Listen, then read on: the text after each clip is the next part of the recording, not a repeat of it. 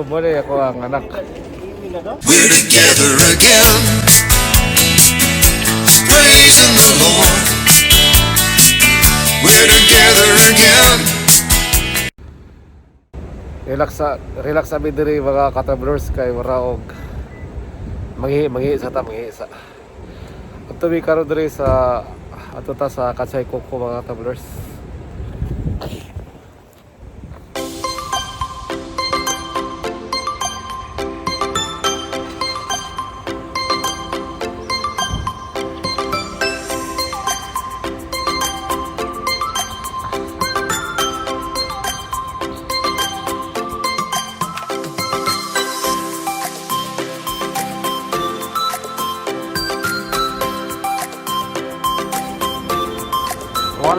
Wala sa street na, no?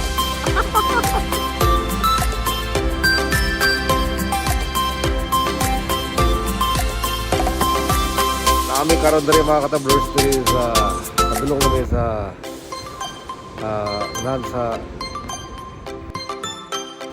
Ako yung hatag kang buno niya, abot ka daring lugar.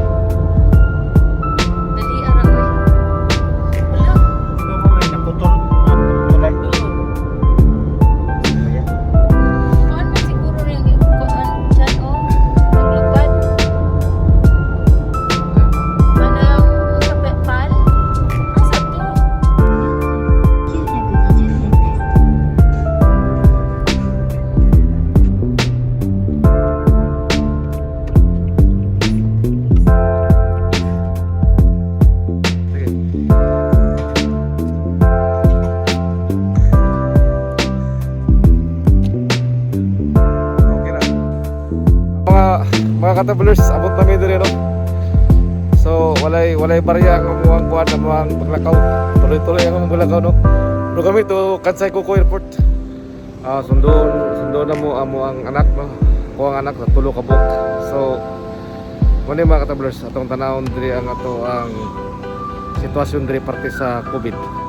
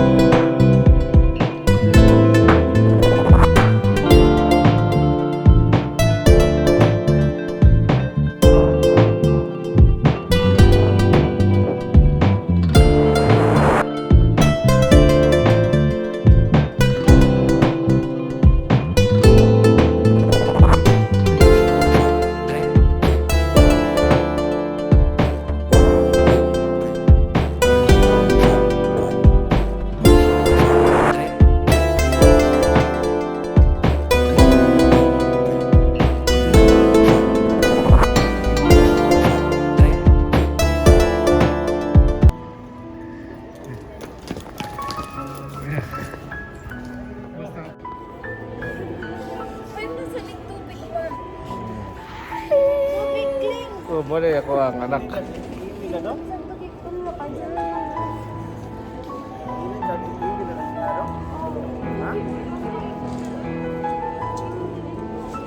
Dudugay mi kabot. Kakay. Kakay. What is kakay? Musta dito kay? Okay ra? Okay ra.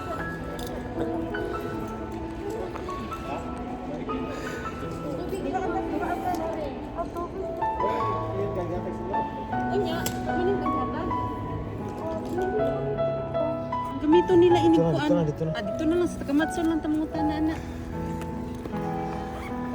Grabe puting dugaya oy.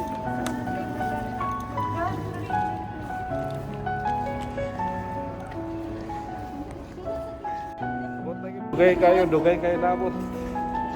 Nabot kita las 3:30 gabi nabot.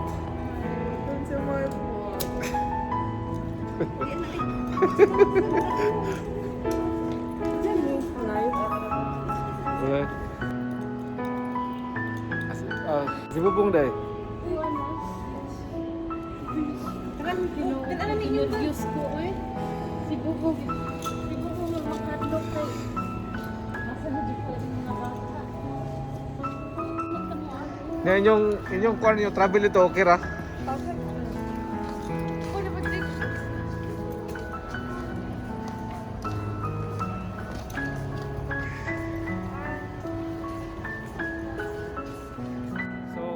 Mga ka-travelers, abot na.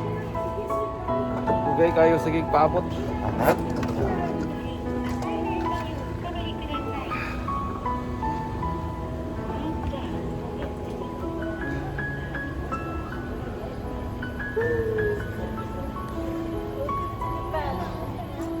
One, two.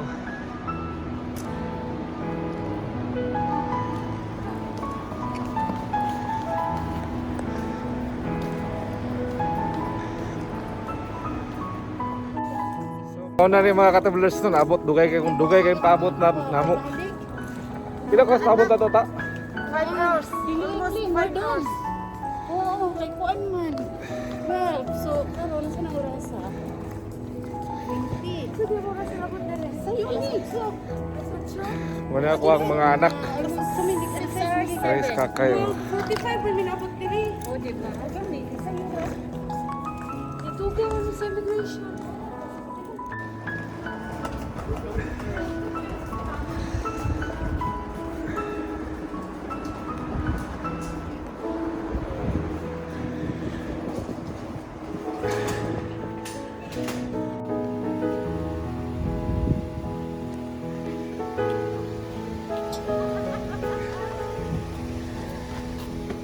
Okay na.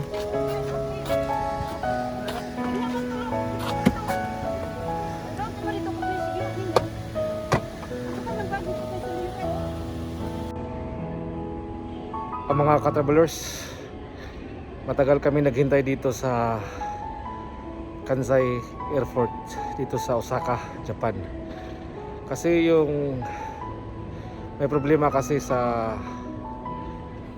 mga document sa document ng anak ko, yung tatlo, kasi yung first na kasi resident sila dito, tapos doon sa Pilipinas pa nagpunta doon kasi nag-aral dito sa nag-graduate ng yung anak ko, tapos re-entry lang ang wala, tapos biglang may ticket na sila, biglang nag-lockdown, tapos wala. Tapos yung isa namang problema, na-cancel yung ticket yung isa namang problema, nagkuha sila ng ticket. Pagkatapos nagkuha sila ng ticket, nagbaga, nag-lockdown ulit. So second na, so nag-lockdown ulit. So ngayon, yung ikatatlo naman, yung ticket na ikatatlo, asa ngayon nagkuha ng eligibility, nagbalik back to zero, nagkuha ng eligibility, tapos nag-ano sa immigration, tapos naghintay pa ng mga ilang weeks bago lumabas yung eligibility. Re-entry lang yung kulang, no? Tapos binigyan sila sa immigration ng 5 years. Yung dalawa kong anak, yung sikat at saka yung bunso, kasi wala silang re-entry, hindi na multiple. Pero yung anak ko na yung first, may multiple na siya, walang problema. So dito parang nagkaano sila dito sa immigration to immigration sa Takamatsu at saka dito sa Osaka.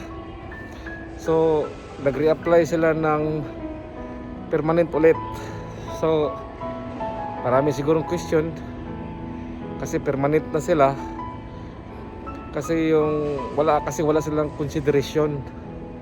Wala consideration ng Japan pag lockdown, kasi may ticket na sila. Kung hindi pa yun na lockdown, so makapunta sila dito.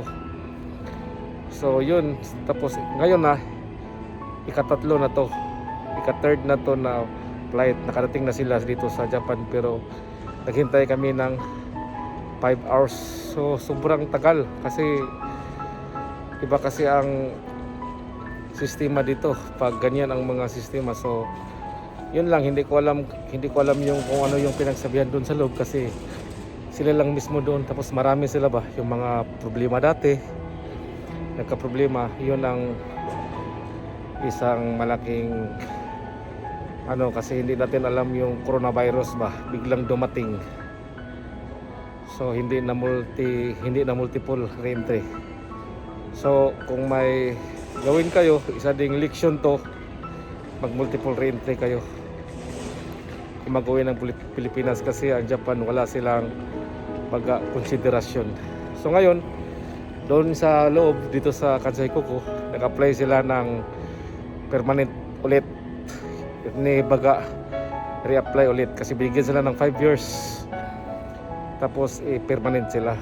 Yun ang So maraming salamat din sa ng Panginoon na ganyan yung nangyayari.